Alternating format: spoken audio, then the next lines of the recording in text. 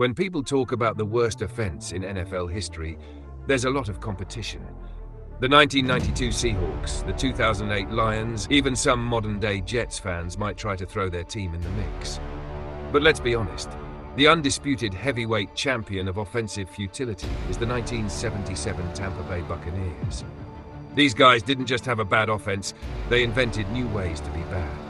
Calling them struggling would be like calling the Titanic a little leaky. The Bucs went 2-12 that season. Not a great record, but plenty of teams have done worse. The real embarrassment? They scored just 103 points all year. That's an average of 7.4 points per game. Today, teams score more than that in one quarter by accident. And it gets worse. They were shut out 6 times in 14 games. That's almost half the season without a single point. 6 times! At that point, fans weren't showing up for football. They were showing up for a tan. Imagine sitting in the Florida heat for 3 hours and the scoreboard looks the same as when you got there. That's not football, that's community service. Now let's look at how they managed this disaster. Their passing attack was tragic comedy. The quarterbacks combined for 131 completions on 321 attempts and somehow threw 30 interceptions in the process. 30! That's not just bad luck, that's a crime spree. At some point, the opposing defenses probably felt guilty. Like, coach, can we just let them complete one? They're starting to cry. The running game? About 1,400 yards total. Which sounds decent until you realize that's just over 100 yards per game, and defenses didn't even bother covering the receivers. Everybody stacked the box. It was like watching 11 guys run into a wall and then punt. Speaking of punts, their punter should have been the team MVP. He was on the field so much, he probably started asking for overtime pay. Honestly, if the Buccaneers had scored points based on punting yardage, they'd have been a playoff team. Let's talk about yards per play. They averaged 3.2. That means you couldn't even get a first down in 3 plays. You barely got 1 in 4. Imagine being a fan in the stands. First down, 2 yards. Second down, 1 yard. Third down, incompletion. Fourth down, here comes Ray Guy's understudy. Over and over again until halftime when you cry into your nachos. Injuries didn't help.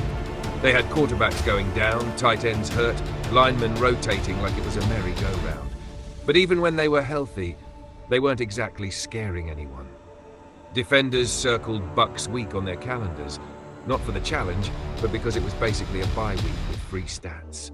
And then there was their coach, John McKay. The man became a legend for sarcastic one-liners. At one point he said, "We couldn't score against a strong wind." Another time, when asked about his team's execution, he said, "I'm in favor of it." You know your offense is bad when your head coach is roasting you harder than the fans. Now here's the kicker. After all that misery, all the shutouts, all the turnovers, Tampa Bay actually won its last 2 games. They beat the Saints 33-14 and then the Cardinals 17-7. It was like the football gods finally said, "All right, let's let them have this one." After starting their franchise with 26 straight losses, the Bucs ended the year on a 2-game win streak. Pity wins, but wins nonetheless.